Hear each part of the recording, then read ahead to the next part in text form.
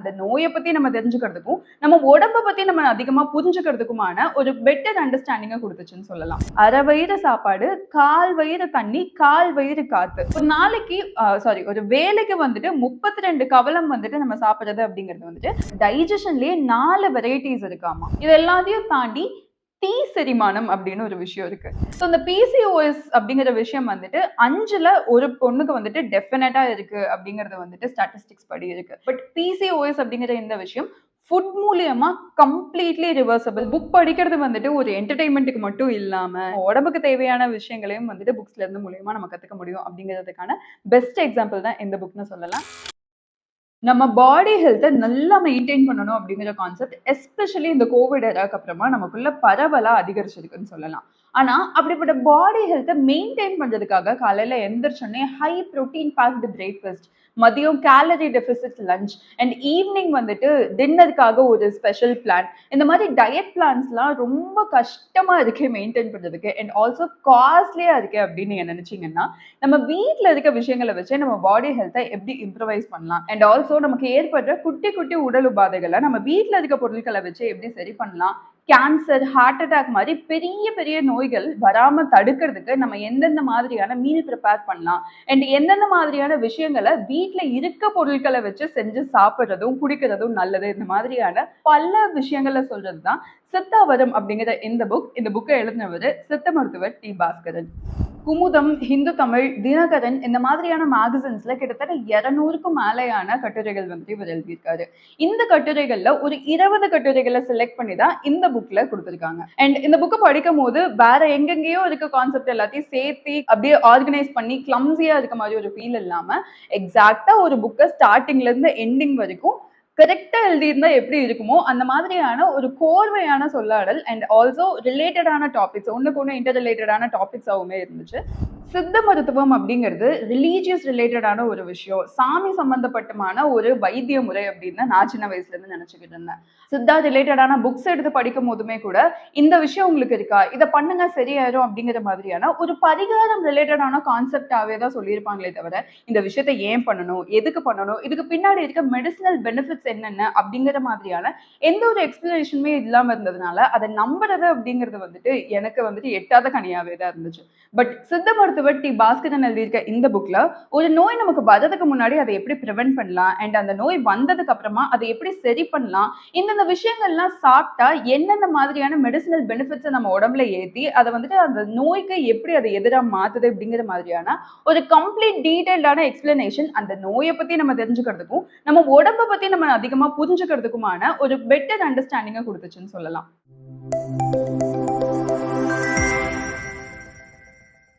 சொல்லடைகள் சொல்லி அது மூலியமா ஒரு அர்த்தத்தை கடத்துறது அப்படிங்கிறது வந்துட்டு நம்மளோட தமிழ் மரபுல வழி வழியாவே இருக்கு. ஆனா இன்னைக்கு சொல்லப்படுற பல சொல்லடைகள் வேற மாதிரியும் அதுக்கான அர்த்தங்கள் டோட்டலா வேற மாதிரியும் இருக்கிறதுனால பேசிஸான ஒரு நம்பிக்கை தன்மை அதுல இல்லாம போறதுக்கான ஒரு வழியை வந்துட்டு வகுத்துக்கிட்டே இருக்கு. பிகாஸ் அதுக்கான ப்ராப்பர் எக்ஸ்பிளனேஷன் நமக்கு சொல்லப்படல அப்படிங்கிறதுனால இந்த புக்ல வந்துட்டு ஃபர்ஸ்ட் சாப்டரே வந்துட்டு மரத்தை பத்தியான ஒரு கான்செப்ட். அரச மரத்தை சுத்தி வந்தா பிள்ளவரம் கிடைக்கும் அப்படிங்கிறது வந்துட்டு கான்செப்ட். அரச மரத்தை சுத்தி வந்தா எப்படி பிள்ளவரம் கிடைக்கும், அதெல்லாம் மூட நம்பிக்கை தானே அப்படின்னு நமக்குள்ள நிறைய பேர் பேசிக்கிட்டு இருக்கோம். அண்ட் ஆல்சோ நான் ஃபர்ஸ்ட் படிக்கும் போதுமே அதான் நினைச்சேன். பட் இவர் கொடுத்திருக்க ப்ராப்பர் எக்ஸ்பிளனேஷன் மூலியமா அதுக்கான ஃபார்முலா என்ன அப்படிங்கிறது தெரியும் போது அதுக்குண்டான நம்பிக்கை தன்மையும் அதிகமாகுது. அரச மரத்தை சுத்தி வரப்போ இதுல இருக்க வேதிப்பொருட்கள் நார்மலாவே காத்துல கலந்து அதை நம்ம சுவாசிக்கும் போது ஈஸ்ட்ரஜன் உட்பட்ட பல ஹார்மோன்ஸை வந்துட்டு தூண்டி விடுவானாமா. அதை நம்ம சுவாசிக்கும் போது பெண்களுக்கு நார்மலாவே செக்ஷுவல் ரைட்ஸ் வந்துட்டு அதிகமா தூண்டி விடுற ஒரு விஷயங்களும் நடக்குது. அண்ட் இது பெண்களுக்கு மட்டும் இல்லாம ஆண்களுக்கு இருக்க செக்ஷுவல் ப்ராப்ளம்ஸையும் இது சரி பண்றதுனாலதான் அரச மரத்தை சுத்தி வந்தா பிள்ளை வரம் கிடைக்கும் அப்படிங்கிற கான்செப்ட் இருக்கு. சோ இந்த மாதிரியான ப்ராப்பர் எக்ஸ்பிளனேஷனோட ஒரு விஷயத்தை எக்ஸ்பிளைன் பண்ணுது அப்படிங்கறது வந்துட்டு டி. பாஸ்கரன் இந்த புக்ல ரொம்ப பயங்கரமா பண்ணியிருக்காரு. ஆக்சுவலி இந்த புக்ல வந்துட்டு ஃபுட்டை பத்தியான இன்ட்ரெஸ்டிங்கான ஃபேக்ட்ஸ் நிறைய கொடுத்திருந்தாங்க. ஃபார் எக்ஸாம்பிள் நம்ம ஃபுட்ட எப்படி சாப்பிடணும், எந்த அளவுல சாப்பிடணும் அப்படிங்கிறதெல்லாம் வந்துட்டு ரொம்பவே பயங்கரமான விஷயங்களா குடுத்திருந்தாங்க. எப்பயுமே நம்ம சாப்பிடும்போதுல்ல, அரை வயிறு சாப்பாடு, 1/4 வயிறு தண்ணி, 1/4 வயிறு காத்து. இந்த ப்ரொபோர்ஷன்ல இருந்தா மட்டும் தான் அது டைஜஷன்க்கு வந்துட்டு ஹெல்ப் பண்ணுமாமா. இது எல்லாத்தையும் விட்டுட்டு தொண்டை வரைக்கும் நம்ம சாப்பிட்டோம் அப்படின்னா, டெஃபினட்டா அது டைஜஷன்க்கு ஹெல்ப் பண்ணாது அப்படிங்கிறதையும் அவர் சொல்றாரு. அதே மாதிரி சாப்பாடு எப்படி அரை வயிறுக்கு கரெக்ட்டா சாப்பிடணும் அப்படிங்கிற கான்செப்ட்லயும் எவ்வளவு கவலம் அப்படிங்கிற ஒரு அளவு மூலியமா கவலம் அப்படிங்கிறது நம்மளோட ஒரு கைப்பிடி சாப்பாடு. ஒரு நாளைக்கு ஒரு வேளைக்கு வந்துட்டு 32 கவலம் வந்துட்டு நம்ம சாப்பிடுறது அப்படிங்கிறது வந்துட்டு ஐடியலைஸ்டான ஒரு பேலன்ஸ்டான ஒரு கரெக்டான ப்ரொபோர்ஷன்ல இருக்க ஒரு சாப்பாடோட அளவா இருக்கும் அப்படிங்கிறதையும் அவர் சொல்றாரு. அடுத்ததா அறுசுவை உணவு அப்படின்னு நம்ம சாப்பிடுறத வந்துட்டு நமக்கு கேட்டாலே வந்துட்டு அதோட டேஸ்ட் பட்ஸ் நம்ம வாயில அப்படியே நடனம் ஆடுறதுதான் நமக்கு வந்துட்டு ஞாபகம் வரும். பட் இந்த அறுசுவை உணவு வந்துட்டு சுவைக்காக மட்டும் இல்லாம மெயினா நம்ம உடம்புல இருக்க நியூட்ரிஷனல பேலன்ஸ்டா வச்சுக்கிறதுக்காக தான் இந்த அறுசுவை உணவு அப்படிங்கிறது வந்துட்டு நம்மளோட மரபுல இருக்கு. ஃபார் எக்ஸாம்பிள் இந்த 6 சுவையில உப்பு, புளி, காரம் இதெல்லாம் மட்டும் அதிகமா ஒரு வேளை நம்ம சாப்பிட்டோம் அப்படின்னா நம்ம உடம்புல இருக்க உஷ்ணத்தை அதிகப்படுத்தி அது மூலியமா நமக்கு வந்துட்டு சில உடல் உபாதைகள்லாம் வருமாமா. பட் எல்லா டைமுமே இதே மாதிரியான பேலன்ஸ்டா உப்பு, புளி, காரம் இது எல்லாமே கரெக்டான அளவுல வந்துட்டு நம்மளால சமைக்கவும் முடியாது. அப்படி சமைச்ச சாப்பாடு வந்துட்டு நமக்கு எல்லா நேரமும் கிடைக்கவும் செய்யாது.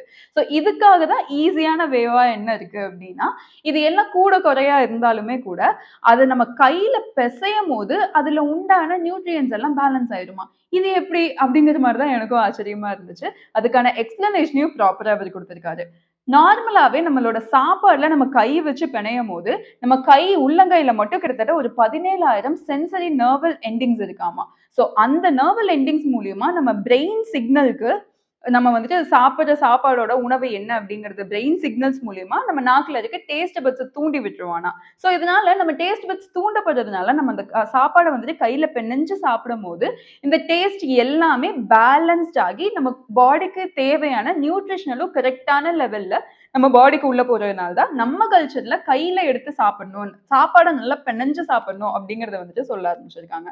இதை டெஸ்ட் பண்றதுக்கு கூட நார்மலா வந்துட்டு பிணையாத சாப்பாடை வெறும் சாப்பாடை நீங்க எடுத்து சாப்பிட்டு பார்க்கலாம். அண்ட் ஆல்சோ கையில நீங்க அதே சாப்பாடை நல்லா பெனஞ்சிட்டு அதுக்கப்புறம் சாப்பிடும் போது டேஸ்ட் டிஃபரன்ஸ் பயங்கரமா இருக்கும் அப்படிங்கிறதையும் அவர் சொல்றாரு. சாப்பாடு சாப்பிட்டு டைஜஸ்ட் ஆக போகுது அவ்வளவுதானே அப்படிங்கிற மாதிரியான டைஜஷன்ங்கிறது ஒரு ஈஸியான கான்செப்டா தான் நான் நினைச்சுக்கிட்டு இருந்தேன். பட் டைஜஷன்லயே 4 வெரைட்டிஸ் இருக்காமா. First type normal digestion. நம்ம ஒரு சாப்பாடு சாப்பிடுறோம் அப்படிங்கிறது வந்துட்டு ஒரு 4 மணி நேரத்துல டைஜஸ்ட் ஆகுறது அப்படிங்கிறது ஒரு நார்மலான டைஜஷன். அடுத்ததா மந்த செரிமானம் அப்படிங்கிற ஒரு கான்செப்ட் இருக்கு. இந்த மந்த செரிமானத்துல நம்ம சாப்பாடு அளவு அதிகமா சாப்பிட்டாலோ இல்ல நமக்கு கொஞ்சம் சேராத ஒரு பேலன்ஸ்ட் இல்லாத ஒரு சாப்பாடை சாப்பிட்டாலோ அது செரிமானம் ஆகிறதுக்கு ஒரு 6 மணி நேரம் ஆகுமா. விஷ செரிமானம் அப்படின்னு ஒரு விஷயம் இருக்கு. இதுல வந்துட்டு நம்ம சாப்பிட்ட சாப்பாடு டைஜஸ்ட் ஆகுறதுக்கு 8 மணி நேரம் ஆகுமாமா. இது எல்லாத்தையும் தாண்டி தீ செரிமானம் அப்படின்னு ஒரு விஷயம் இருக்கு. ஆக்சுவலி நம்ம சாப்பிட்டதுக்கு அப்புறமா சூடா ஒரு டீயோ காஃபியோ குடிச்சா எவ்வளவு இதமா இருக்கும் அப்படின்னு நம்ம யோசிப்போம்ல. சோ நம்ம சாப்பிட்ட உடனே இந்த மாதிரி டீ காஃபி குடிக்கிறதுனால நம்ம சாப்பிடுற சாப்பாடு வெறும் 1.5 மணி நேரத்துல டைஜஸ்ட் ஆகி நமக்கு மறுபடியுமே சீக்கிரமா பசியை தூண்டி விட்டுருமாமா. இதனால நம்ம அதிகமா சாப்பிட்டு ஒபிசிட்டியும் அதிகமாகி நமக்கு சாப்பாடு பத்தல அப்படிங்கிற ஃபீலிங்கும் நமக்கு இருந்துகிட்டே இருக்கிறதுனாலதான் டீ காஃபி எல்லாமே முடிஞ்ச அளவுக்கு தவிர்த்துருங்க அப்படிங்கிறதையும் இதுல சொல்றாரு. எவ்வளவு தூரம் வந்துட்டு நம்ம கடைபிடிக்க போறோம்னு தெரியாது. பட் அட்லீஸ்ட் சாப்பிட்ட உடனே ஒரு டீ காஃபி எடுக்கிறது அப்படிங்கிற ஒரு பழக்கம் உங்களுக்கு இருந்தா அதை நீங்க மாத்திக்கிட்டீங்க அப்படின்னா உங்களுக்கு அடிக்கடி பசி வர்றது இந்த மாதிரி விஷயங்கள் எல்லாமே குறையும். அடுத்ததா ஹார்ட் அட்டாக் அப்படிங்கிறது வந்துட்டு நம்ம எல்லாத்துக்குமான ஒரு காமனான ப்ராப்ளம் இன்னைக்கு ஆயிடுச்சு. ஹார்ட் அட்டாக் அப்படிங்கிறது இந்த வயசுல தான் வருது அப்படிங்கிறது கிடையாது. ஸ்கூலுக்கு போறாங்க, ஸ்கூல் பசங்க வந்துட்டு திடீர்னு ஏதோ பிரேயர்ல அசம்பிளில நிற்கும் போதோ இல்ல விளையாண்டுகிட்டு இருக்கும் போதோ இல்ல ஒரு ஸ்டேஜ்ல நல்லா டான்ஸ் ஆடிக்கிட்டு இருக்கும் போதோ திடீர்னு ஒருத்தவங்க கீழே விழுந்து இறந்துறதை நம்ம பாக்குறோம். ரொம்ப ஹெல்த்தியா இருக்காங்க அப்படின்னு நினைச்சிட்டு இருக்கவங்களுமே கூட ஜிம்ல நல்லா ஹெவியா ஒர்க் அவுட் பண்ணிட்டு இருக்கும் போது ஹார்ட் அட்டாக் வந்து இருக்கிறதையும் நம்ம பாக்குறோம். சோ இந்த மாதிரி விஷயங்கள்லாம் ஏன் நடக்குது அப்படின்னா நம்ம பாடிக்கு வந்துட்டு நம்ம சாப்பிடுற சாப்பாடுக்கு ஏத்த உடல் உழைப்பு கிடையாது ஒரு சைடு. இன்னொரு பக்கம் நம்ம வந்துட்டு உடல் உழைப்பு போடுற அளவுக்கு அதாவது ஜிம்க்கு போய் நம்ம ஹெவியா ஒர்க் அவுட் பண்ணும் போதுமே கூட அதுக்கு தகுந்த அளவுக்கு நம்ம சாப்பாடு எடுத்துக்காததுனாலயும் இந்த ஹார்ட் அட்டாக்ஸ் வருது அப்படிங்கிறது வந்துட்டு இவர் சொல்றாரு. சோ இந்த ஹார்ட் அட்டாக்ஸ் வராம இருக்கிறதுக்கான ப்ரிவென்ஷன் மெத்தட்ஸ் நம்ம என்னென்ன பண்ணலாம், காலையில ஃபுட்ல இருந்து ஈவினிங் நைட்டு படுக்க போகும்போது டின்னர் வரைக்குமான proper food chart, diet chart, heart attack already இந்த மாதிரி இதயம் சம்பந்தப்பட்டமான பிரச்சனைகள் இருக்கவங்க என்னென்ன பண்ணலாம், இதை வராம தடுக்கிறதுக்கு என்னென்னலாம் பண்ணலாம் அப்படிங்கிற மாதிரியான ஹோல் டயட் சார்ட்மே அதுல கொடுத்திருக்காரு. இதுக்கு மட்டும் டயட் சார்ட் இல்லாம குழந்தையின்மை அப்படிங்கிற பெரும்பான்மையான நோய்களும் இன்னைக்கு வந்துட்டு பெண்களுக்கு வர்றது நம்ம பார்க்கிறோம். நிறைய ஐவிஎஃப் சென்டர்ஸ் மூலியமா வந்துட்டு குழந்தை பெத்துக்கிறது அப்படிங்கிறது வந்துட்டு ரொம்ப நார்மலான விஷயமாயி போச்சு. ஸோ இந்த மாதிரிலாம் இல்லாம இயற்கையா நம்ம ஃபுட் மூலியமாவே எந்தெந்த ஃபுட் நம்ம அதிகமா எடுத்துக்கிட்டோம் அப்படின்னா நம்ம கர்ப்பப்பைக்கு அது நல்லது. அண்ட் ஆண்மை தன்மை அதிகரிக்க என்னென்ன மாதிரியான ஃபுட் எல்லாம் நம்ம எடுத்துக்கலாம். இந்த மாதிரியான விஷயங்கள் எல்லாத்தையுமே ரொம்ப டீடைல்டா இந்த புக்ல வந்துட்டு எக்ஸ்பிளைன் பண்ணி இதுக்கான diet chart and food chart and காலையில ட்ரிங்க்ல இருந்து 11 மணிக்கு ஒரு ட்ரிங்க் குடிக்கிறதுல இருந்து நம்ம நைட் படுக்க போற வரைக்குமான ஒரு ப்ராப்பர் டயட் சார்ட் வந்துட்டு அந்த புக்லயும் கொடுத்துருக்காங்க. அடுத்ததா காமனா இருக்க பெரிய நோய் வந்துட்டு இந்த சர்க்கரை நோய். சுகர் பேஷண்ட்ஸ் வந்துட்டு எந்தெந்த விஷயங்களை சாப்பிடலாம் சாப்பிடக்கூடாது அப்படிங்கிற டிபேட் எல்லா சைடும் இப்பயும் போயிட்டு தான் இருக்கு. ஒரு சில அலோபதி டாக்டர்ஸ் ஃபுட்டை கம்மி பண்ணிட்டு, ஐ மீன் சாப்பாடை கம்மி பண்ணிட்டு ஃபுல்லாவே நீங்க சப்பாத்தி இல்ல இந்த மாதிரி விஷயங்கள் எடுத்துக்கோங்க அப்படின்னு சொல்றாங்க. இட்லி, தோசை இதெல்லாம் சாப்பிட்டா சுகர் வரும்னு சொல்றாங்க. ஃப்ரூட்ஸை சாப்பிட்டா சுகர் வரும்னு சொல்றாங்க. இது எல்லாமே உண்மைதானா அப்படிங்கிற கேள்வியுமே எனக்கு நிறைய இன்டர்வியூஸோ இல்லை டாக்டர்ஸ்லாம் வீடியோஸ்ல பேசும்போது பார்க்கும்போதுமே வரும். என் வீட்லயுமே என் தாத்தா சுகர் பேஷண்டா இருக்கிறதுனால இதை வந்துட்டு டெஸ்ட் பண்றதுக்கு எனக்கு ரொம்ப ஈஸியா இருந்துச்சு. ஸோ அவரோட டயட்டை வந்துட்டு இந்த புக்ல இருந்த மாதிரி கொஞ்சம் கொஞ்சமான விஷயங்கள் எல்லாத்தையும் கம்மி பண்ணி எதெல்லாம் அதிகமா கொடுக்கலாம், இந்த நாவல் பழம், அப்புறம் வந்துட்டு சுகர் நார்மலாவே கம்மி ஆகிறதுக்கு தேன் சாப்பிடலாமா கூடாது, இந்த மாதிரியான பல டிபேட்ஸ்லாம் இருக்குல்ல. ஸோ இந்த புக்ல அதுக்கான ஆன்சர்ஸ்மே நிறைய கொடுத்துருக்காங்க. இந்த விஷயங்கள் எல்லாத்தையும் சாப்பிட்டா ஓகே, இந்த விஷயங்கள் எல்லாம் தவிர்க்கிறது நல்லது, இந்தந்த வேலைகள்ல இந்தந்த விஷயங்கள் சாப்பிடலாம் சாப்பிடக்கூடாது அப்படிங்கிற மாதிரியான ஒரு ப்ராப்பர் டயட் சார்ட் இதுக்குமே கொடுத்துருக்காங்க. அடுத்ததா சுகர் பேஷண்ட்ஸ்க்குமே. அண்ட் இவரை ட்ரீட் பண்ண சுகர் பேஷண்ட்ஸோட கேஸ் ஸ்டடியும் இந்த புக்ல கொடுத்துருக்காரு. ஸோ ஒவ்வொரு பாடியுமே இவரோட மெயின் கான்செப்ட் என்ன அப்படின்னா, சித்த மருத்துவத்துல வந்துட்டு இந்த நோய்க்கு இந்த மருந்து தான் அப்படிங்கிற ஒரு பொதுப்படையான ஒரு விஷயமே கிடையாது. ஒவ்வொரு பாடியும் வேற வேற மாதிரி. நம்ம அலோபதியில இருக்க மாதிரி இந்த அளவு உங்களுக்கு சுகர் இருக்கா, நீங்க இன்சுலின் போட்டுக்கோங்க, இந்த அளவு உங்களுக்கு சுகர் இருக்கா, நீங்க டேப்லெட் எடுத்துக்கோங்க, இந்த மாதிரி ஒரு காமனான ஜெனரிக் மெடிசனா இல்லாம சித்த மருத்துவம் அப்படிங்கறது வந்துட்டு ஒவ்வொரு உடம்புக்கு ஏத்த மாதிரியும் ஒவ்வொரு உடம்புல இருக்க ஒவ்வொரு பிரச்சனைகளுக்கு ஏத்த மாதிரியும் மாறும். ஒருத்தவங்களுக்கும் இன்னொருத்தவங்களுக்கும் ஒரே லைக் உடல் உபாதை தான் இருக்கு அப்படின்னாலுமே அவங்க 2 பேத்துக்கும் கொடுக்கக்கூடிய மெடிசன்ஸ் ஒரே விஷயமா இருக்காது.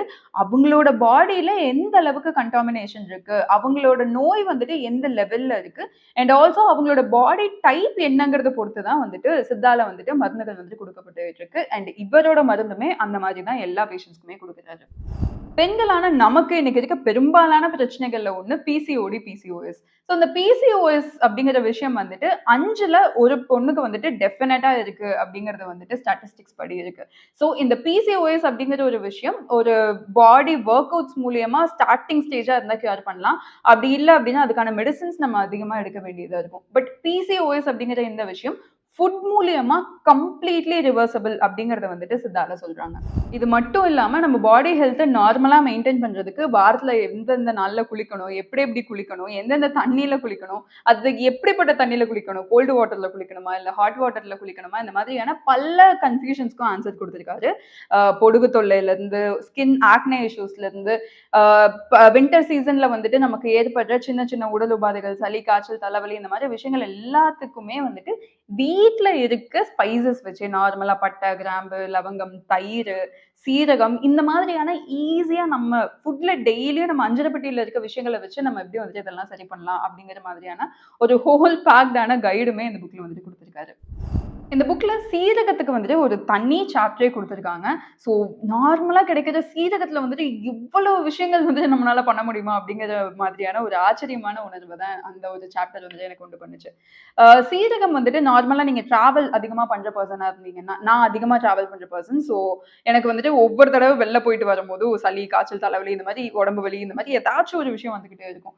ஸோ டிராவல் பண்றதுக்கு முன்னாடி சீரகம் இன்ஃபியூஸ் பண்ண தண்ணியை நம்ம எடுத்துக்கிட்டோம் அப்படின்னா இந்த மாதிரியான காமனா டிராவல் மூலியமா வர்ற நமக்கு உடல் உபாதைகள்ல இருந்து நம்மள பிரிவென்ட் பண்ணிக்கலாமாமா.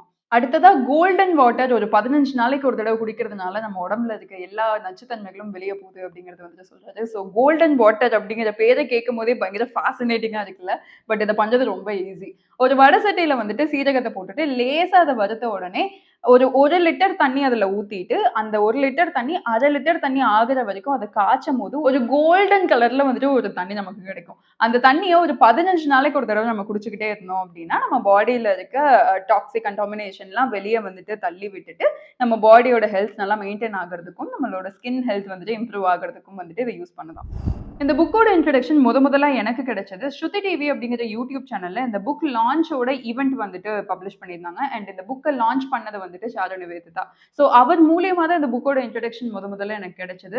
அண்ட் இந்த புக்கை படிச்சதுக்கு அப்புறமாவா இருக்கட்டும், இல்ல இவரோட பேஷன்ஸ் நிறைய பேர் அந்த வீடியோல பேசினதெல்லாம் பார்க்கும்போது why not give it a try for Siddha அப்படிங்கிற மாதிரியான ஒரு கான்செப்ட் தான் முதல்ல என் மைண்ட்ல வந்துச்சு. அண்ட் அதுக்கப்புறமா பர்சனலா நான் இவரை போய் மீட்டும் பண்ணேன். அண்ட் எனக்கு வந்துட்டு சின்ன வயசுல இருந்து ஒரு சில உடல் உபாதைகள்லாம் இருக்கு. கையில நாடி புடிச்சு பார்த்துட்டு, இந்தந்த பிரச்சனைலாம் உங்களுக்கு இருக்கு அப்படின்னு சொல்லி ரொம்ப ஈஸியா சொல்ட்டாரு. ஏதோ ஜோசியம் பார்க்குற மாதிரியான ஒரு ஃபீல்ல இருந்துச்சு.